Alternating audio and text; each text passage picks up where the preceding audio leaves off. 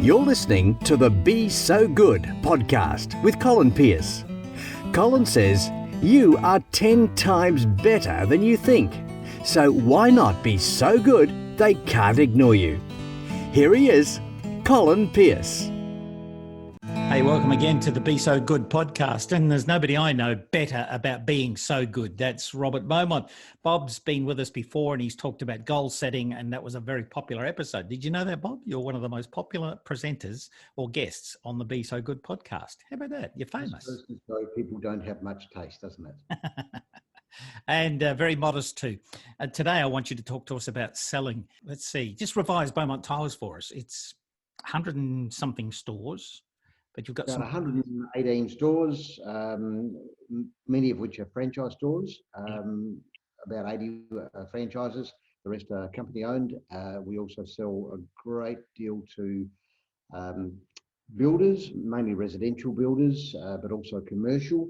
And of course, people like tilers who use adhesives and so on, and we sell to them as well.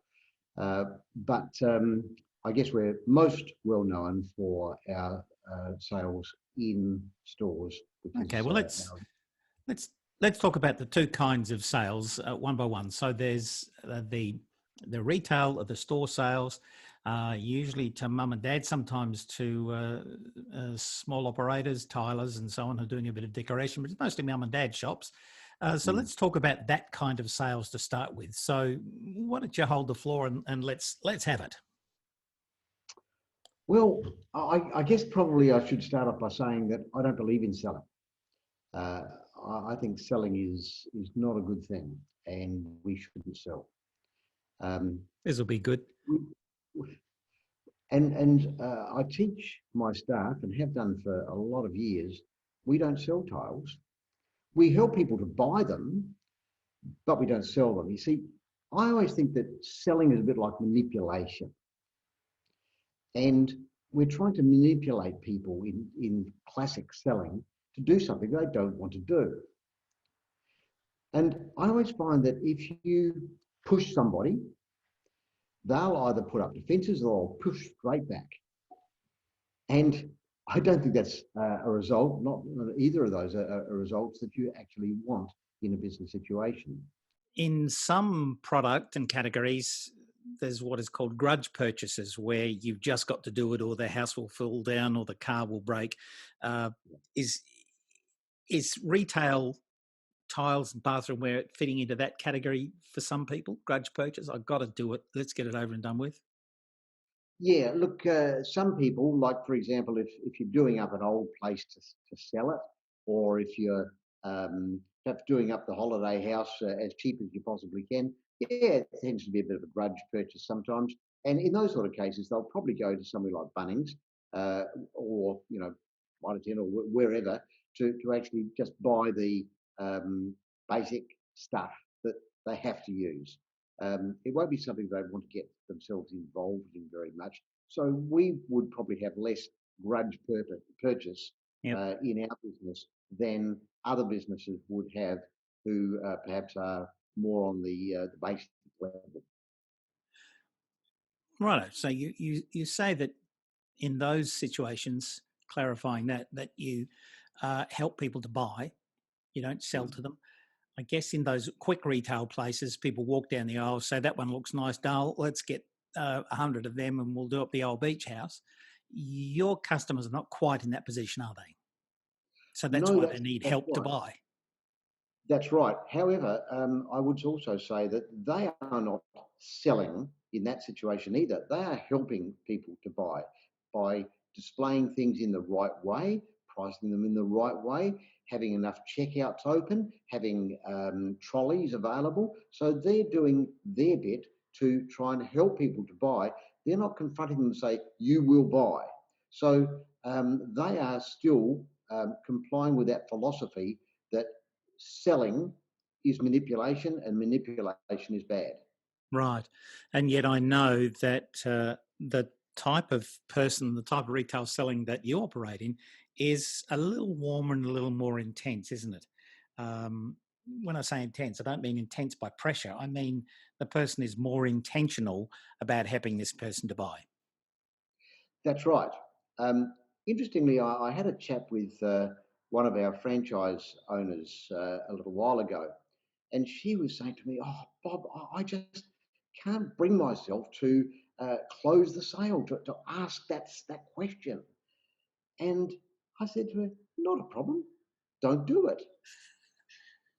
Just don't don't worry about asking for the sale, because all you do is to figuratively put your arm around the customer and walk with them alongside of them, just inevitably and slowly towards the inevitable purchase. And you just help them, and you start talking about the product, and then you start writing it down, and you start doing a sale, and it's all a matter of just helping the people get through it, because at the end of the day, that's what people really want. Yeah, they want a good price. Of course they want a good price, so you give them a good price, but you make them feel that it's a good price too, because you, people will just want cheaper and cheaper and cheaper and cheaper, but they've got to actually understand and feel, yep, I got a good price and I got great service.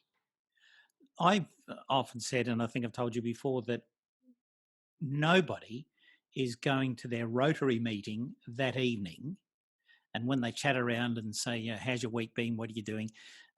Nobody will ever say, the highlight of my week was that I got a good price. Look, here's the quote I got. It's a good price. Everybody would scratch their Oh, head no, and say there's something wrong with them. I reckon, no, you've obviously not met my daughter. She'll come out in a new dress and she looks fantastic. The first thing she says, and it was 40% off.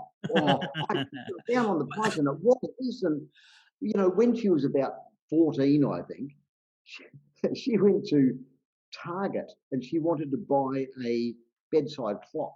She'd saved up for this thing, and she went into Target and she found that the bedside clock she wanted, there was only one left and it didn't have a box. So she hunted up the manager of the department and said, "Look, I want to buy this, but it doesn't have a box. What price can you give it to me for?" In Target. And that was the highlight of the purchase, that she beat them down at age 14. Well, I am not surprised, because I do know Christy, and she is the daughter of two extremely unusual and funny parents. So that doesn't surprise me at all. But really, the bloke at Rotary and Christy, to that extent, just wanted to wake up on time. They wanted to see a nice But fitting. they I've wanted to seen what boast she, about the yes, I've seen what she did to your beach house. That was before the kids arrived, I suppose. And she has exquisite taste. So I know she was looking at that as well, even at 14. Hey, let's get back to what you call micro friendships. That's this arm around them business, this cuddling up and helping. Talk about the micro friendship. It's folks, this is one of Bob Beaumont's cornerstone, keystone comments. Here it is. There's your drum beat. Thank you. It is one of my philosophies, micro friendships. When a person walks into a store, or when you speak to them on a B2B basis, you want to establish a friendship with them. Now, this is not a friendship where next week they're going to invite you around to a barbecue with the family. It's the sort of friendship where if you're down the supermarket 3 days later and you're coming the other way with your shopping trolley, they'll say, "Oh, hello, Mary, how are you? Tiles look great," or something like that. But in 3 weeks' time, they'd pass and they wouldn't recognise you. That's a micro friendship. Uh-huh. And we've got to establish micro friendships with everybody so that they feel open to the things that we say. We've got to have credibility. People buy from people they like. So we need to establish a relationship, a micro friendship with those people, and then they won't push us away. I often say to our staff when I'm training them, everybody who walks into one of our stores is carrying a big invisible brick wall with them. Wait for it, folks. This is Keystone Cornerstone number 2. The famous brick wall illustration. Go on, hit us. Okay, so they're carrying a brick wall. It's invisible, but they are carrying the brick wall nonetheless. I'll prove this.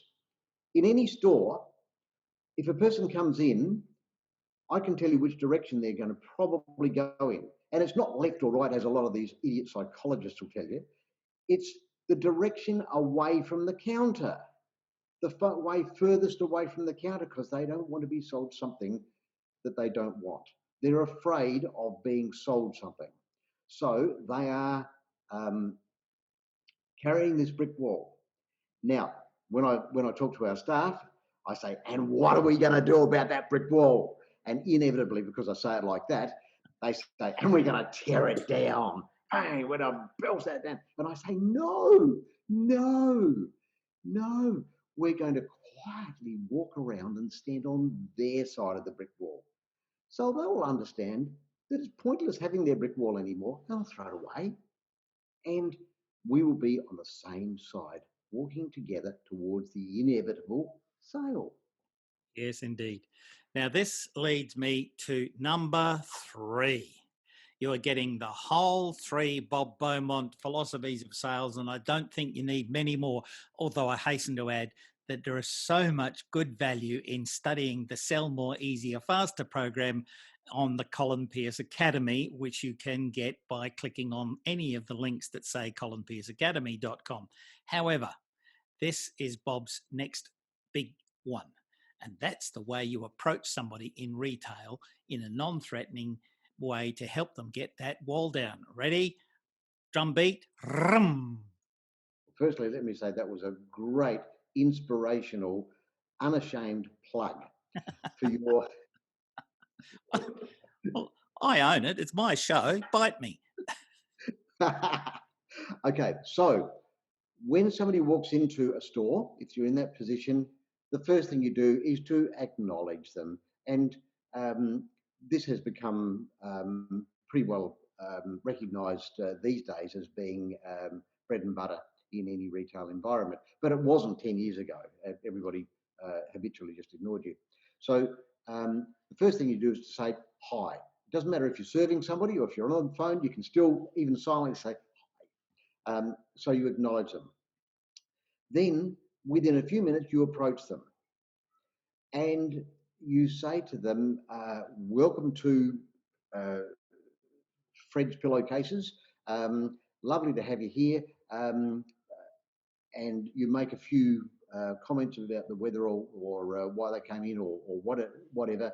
And then you say, but look, I'm sure you don't want me breathing down your neck while you have a look around. So I'll leave you to it for a little while, and then I will come back and see how you're getting along. And then, and this goes against all the teaching, then you turn around and you start to walk away. And if they want to talk to you, they'll say, oh, look, I just want to ask you this. And that means they have asked you to come to them, which puts a very different complexion on the relationship. Or if you do walk away and let them have a look around, you have said to them, I will come back and see how you're getting along in a little while. That's an appointment. In their mind and in your mind, that is an appointment. And so therefore, when you walk back, you can come up to them with every intention that, hey, I've got an appointment with you, and I am now fulfilling that appointment.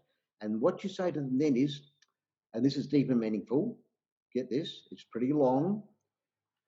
Well, how's it going? Have you found what you're looking for yet? And then you shut up. Because they will either say yes or no. If they say yes, well, you help them to buy it. And lots of other things at the same time, of course, because that's called selling up or helping them to buy up. And if they say, no, I haven't found what I'm looking for yet, you say, well, what were you after? And you engage them in conversation and it becomes a micro friendship. Pretty simple stuff. I was just talking to 2 young fellas who had joined the staff at the local Mitre 10, which is my second place. My first place is home. Oh, my second place is in company with you and Sue, of course, but my third place then is at the local Mitre 10. And there was two young PFBs standing there, PFB, Pimply Face Boys. And Right. I knew, I was wondering.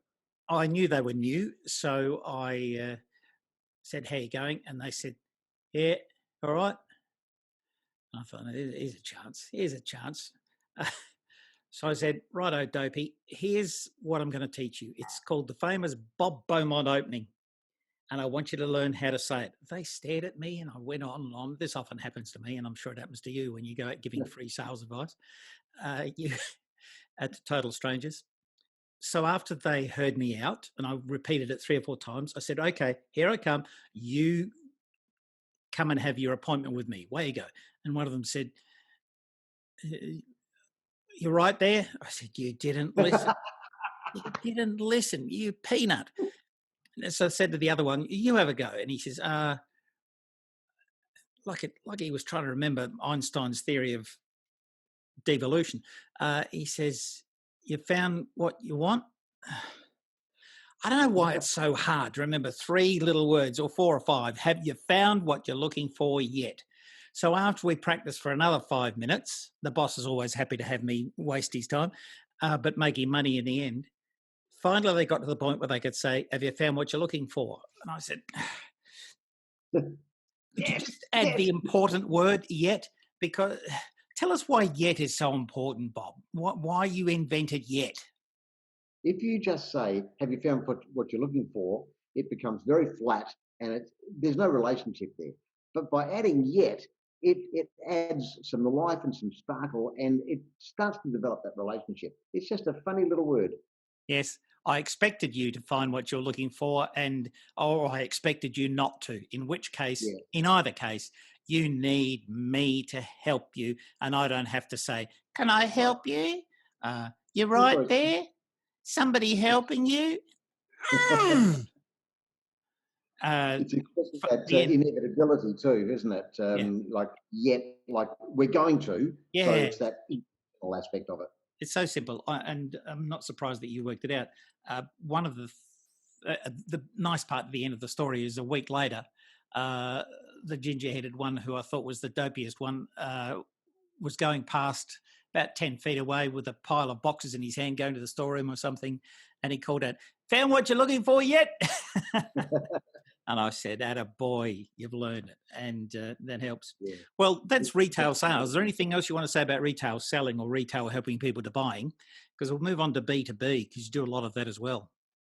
Yeah, let's move on to B2B because that's a really different type of thing. In retail, you don't have to worry about leads. They walk through the door. Yeah.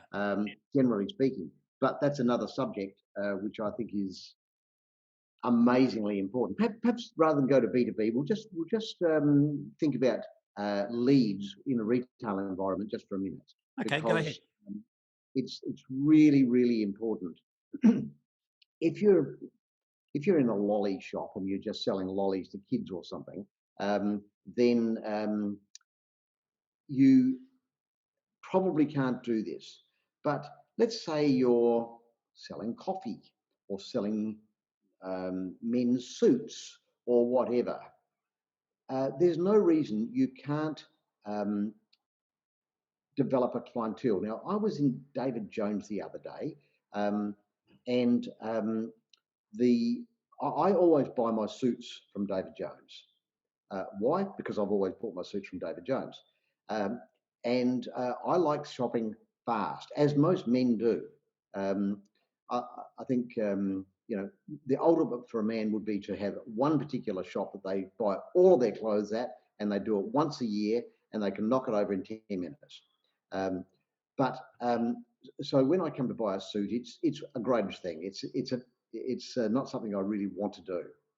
So I was talking to the manager of the department, and I said, look, if you had my measurements so that you knew just which size I took and how much the legs had to be taken up by and how much the sleeves had to be taken up by or whatever, if you had all of that on your file, and that if you had a yearly appointment set up, So every year you would phone me and say, "Hey Bob, it's time to get a new suit." And I say, "Oh yeah, it is about that time, isn't it? Yeah, okay, order one for me, will you? Okay, and would you like to come in and pick it up, or would you like me to get it delivered out to you?" "Oh, look, I just haven't got time. Look, get it delivered out, will you?" Now he's done all of 10 minutes work, and he's got the sale of a really good suit. And if he does that every year, year after year after year, practically no work for quite a decent sale. You can apply that to just about anything. If people are buying something on a relatively regular basis, you can get back to them and get them to buy it on a regular basis. But even if they're not buying it on a regular basis, if they come in and you spend an hour with them and then they walk out and you haven't got their name and their phone number and the number of children they have and the names of each one of their teeth, you really haven't done your job, because then you can ring back and you can make an excuse to ring back. You can say, "Oh, look, I know you were looking at this the other day, but I had a thought after you left, and it might be that you could recommend something else. Look, maybe when you're coming in next time to drop those samples back that you took with you, perhaps you could make sure that I'm there and I'll show you this other thing." That type of thing, just to keep it going. Yes. People love to feel appreciated. They love to feel noticed. Yeah. And just a phone call, people don't regard that as being an annoyance. They regard that as being, "Oh, wow, they're really taking notice of me. They're giving me great service.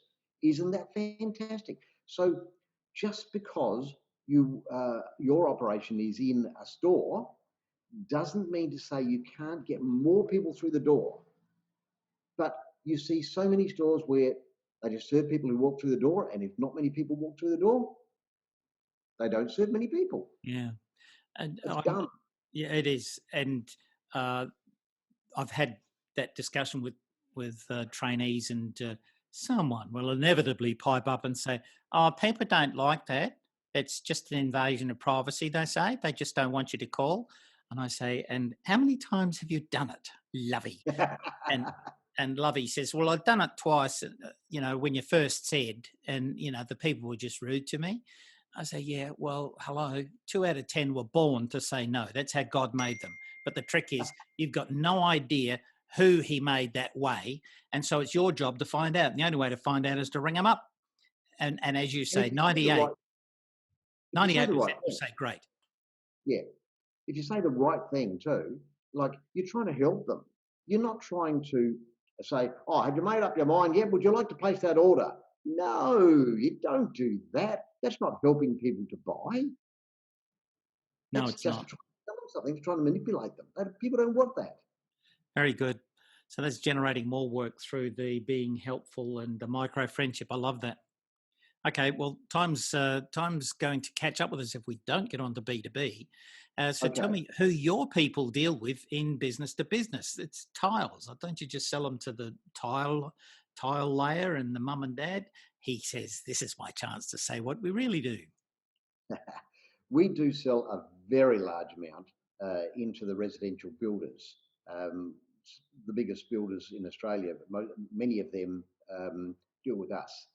And we do sell an awful lot into that market.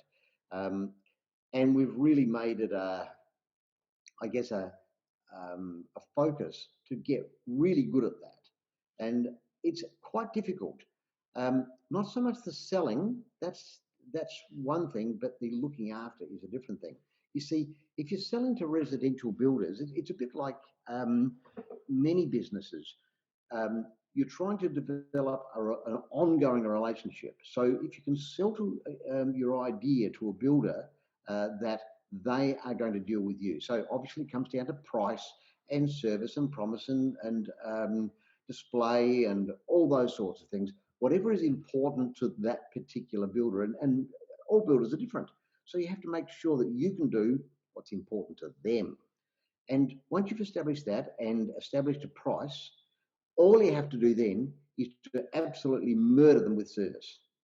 So you have to give them whatever they need. what's important to one builder won't be important to another, etc. And that will end up being something you and they can crow about together if you have murdered them with service. Murder of crows. Very clever, yes. Bob and his wife are the two most annoying friends you could ever want to have, because everything you say has the opportunity to make the weakest of all puns. And I just punned him. Oh, well, the murder merrier. Now, just hold on. For people who've never built a new home or never gone into contract with a new home, let's understand the process. See if I get this right.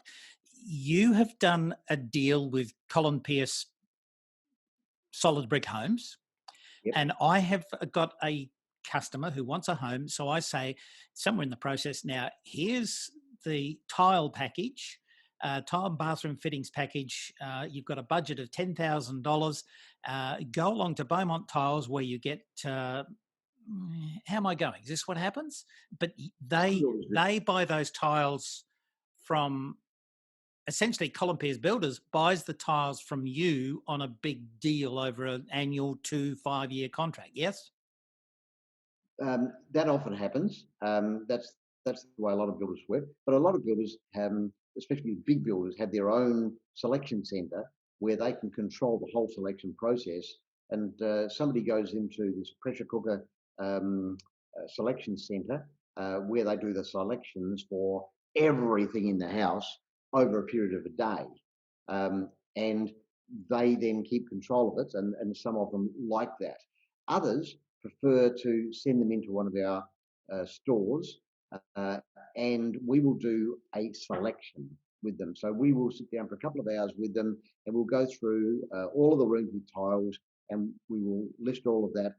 And the builder has given us an understanding as to what the PC sum is, that is the prime cost sum that their client can select up to.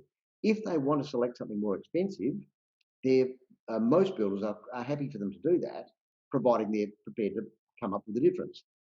So that's what they do. They come in, they do a selection. We say, okay, well, when you go back to the builder, they're going to charge you an extra $832 because that's the extra on this job. And so they sign that, and we send it off to the builder. They give us the quantities, and then we make sure that we have those products when they're due to be delivered, probably 9 months later. Wow. So you don't want Mr. and Mrs. Flub going off to Fred Nurk's Tiles, to Jim Bob's Bathroom Wear. You want the builder to be so in love with you that it's a natural matter of course that they either come to their own selection room or go to Beaumont Tiles. Now, that means that your relationship with the builder is absolutely paramount, more important at this stage than the relationship with mum and dad new house buyer. Oh, yes. Our customer is the builder. Our client is their client. Yeah. So we have to, number one, look after a builder. And so it means that sometimes we get into disagreements. Somebody will come in and say, well, I want that. Well, sorry, your builder doesn't allow that without paying an extra. But I want it, and I shouldn't have to pay for it. Well, look, here's a telephone. Why don't you give the builder a ring? So, we can't say, oh, yeah, well, we agree with that. They should allow you more. So, look, go and select it. They'll be okay with that. We can't do that. We have to absolutely maintain the relationship with the builder. And of course, the other part of it is if we had to actually pick and pack and put aside every job 9 months in advance, we would need a warehouse the size of the Melbourne Cricket Ground to store it all in, and a bank to finance it. And even more than that, if something was broken on site, the shade that was selected was picked and packed 9 months previously would not match the current one, and so then you would have a huge problem. So we actually have to pick and pack as it's required on site, but we have to make sure they're available. So that's a real trick. That's difficult to do, and that's something we do pretty well. And you deal at business to business level with tilers, of course, architects, and those big important builders that you talked about, as well as middle-sized builders. And that's a relationship that needs to be renewed often, doesn't it? It's not something that you say, that's our client, got them for life. You want them for life, but you've got to do a lot of work to make that happen. Tell us about that whole start from scratch idea. Well, one thing I think is valuable to perhaps communicate to your viewers, Colin, is the principle of 1 metre holes versus 100 metre holes. This is not original. I got it out of a book called Fierce Conversations, a great book if you've never read it. They were talking about personal relationships in this particular case, but it equally applies to business relationships like a builder. The question is, if you're going to dig for water, is it better to dig 100 1 metre holes or a single 100 metre hole? The answer, of course, is one 100 metre hole. You would be astonished at the number of people who I've said that to, and they said, 100 1 metre holes because then you've got more chance of hitting it, haven't you? Which is, I mean, that's really dumb. Anyway, the answer is, but don't beat around the bush. Tell us what you really think. Don't beat around the bush. Go on. So, and that's the case with a builder or anyone in an ongoing business-to-business relationship. How many suppliers of your business or anybody's who's watching this business actually come along every year and say, look, we would like to do a warts and all assessment of our performance with you and how we're going? And wait. They do come along and say, let's renew our contract. Here's what we did for you last year, and here's what you need. We've analysed your business and you suck, so we've got to get this right. Just say that again. Analyse what we analyse with them, with their people, with their customer, with their employees. Together, we analyse the performance over the previous 12 months. We say, okay, these are the areas we stuffed up. We can improve those things by doing this and this and this and this. These are the areas that you stuffed up, and it made you less efficient. If you improve those areas, it'll help you to be more efficient and you'll make more money. Wow. So together, we put together this report, warts and all, present it to them. Now, this gives us an opportunity to have an in-depth 100-metre conversation with them, to reintroduce to them some of the things that maybe they've forgotten that we do, that we offer. And it re-establishes the relationship with the top people in that business rather than dealing with the mid-level or low-level people that our salespeople are doing all the time. Now, of course, one of the big important things is you don't get the normal representative who calls on that builder or that particular client to do the analysis. You get somebody else. It might be the state manager or it might be somebody else to do it so that they ask the right hard questions. And you don't beat around the bush. You say, look, we stuffed this up. We admit it. But we know how to fix it and we're going to. And any client who gets that sort of service out of one of their suppliers will be with you for life unless you totally stuff it up. So it's more than giving the sales manager or the buyer tickets to the box at the footy. And it's not about inviting them to a cocktail party or taking them out to lunch. You really get serious about it. Right. Let me tell you something funny about this. It came up yesterday. I was relating that I had won 2 tickets 20 years ago or more to the opening ceremony of the Olympic Games. And it was offered at this get-together run by this accounting firm. And I was relating this to our accountant. And I said, this is what happened. And I won these tickets at this breakfast that I went to. And he said, who was the accounting firm? I said, I can't remember. That says it all, doesn't it? Yep, it does. I remember winning it. I was so delighted because I never win things. not that I ever enter them. And, I was so thrilled at getting these tickets, which were like hen's teeth. But I can't remember who it was. So it just goes to show you need to make yourself memorable. Yes.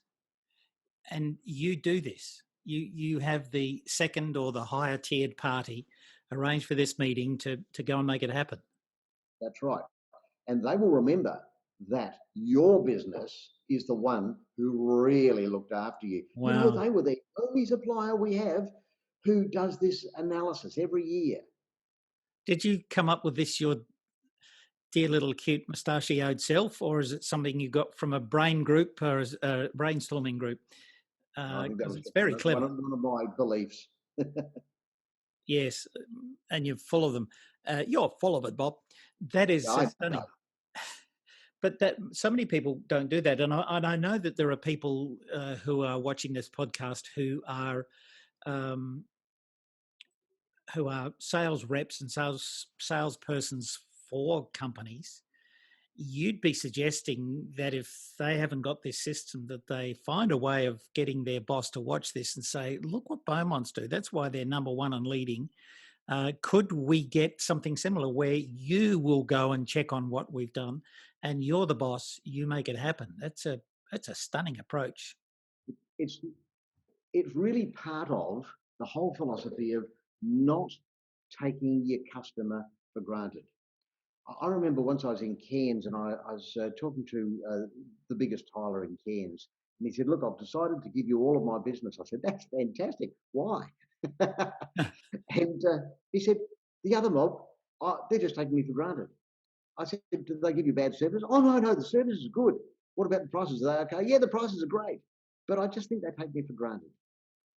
I thought, wow, what a reason to shift. They take him for granted, even though he gives them good price, they give them good service, they just take them for granted. Mm. And that really taught me a huge lesson.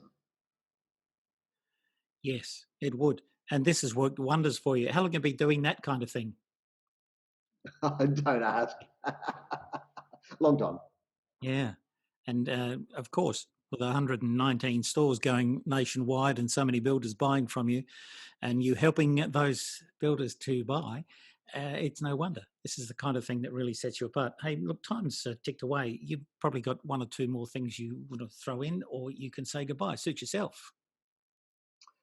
Well, I think that's more than enough to digest, actually, Colin. If people did all those things, they would be having a to-do list until the year after next. Yes. Okay. Well, you're giving me a few things to think about as well. That idea of following through from a higher level and saying, here's how we worked and here's how we didn't. And here, yeah, very good value. Bob, thank you so much. And congratulations again for being such a leader in your field and a leader in the whole field of business. Have you got your knighthood yet? No, I've got the knight, but not the hood. There you go. See, everything has to have an annoying little pun. He showed a picture on, Facebook? You're on a country road and you had to slow down for a whole bunch of sheep crossing the road. And Sue's taking the picture. And of course he says, oh, we've been barred from going any further. It's good fun. Hey, thanks for speaking with us and all the best. Have a great day. Good to talk to you. See you later. Bye. You've been listening to Be So Good with Colin Pearce. For more episodes, check the playlist at colinpearce.com/podcast. And don't forget to drop a review in the iTunes listing.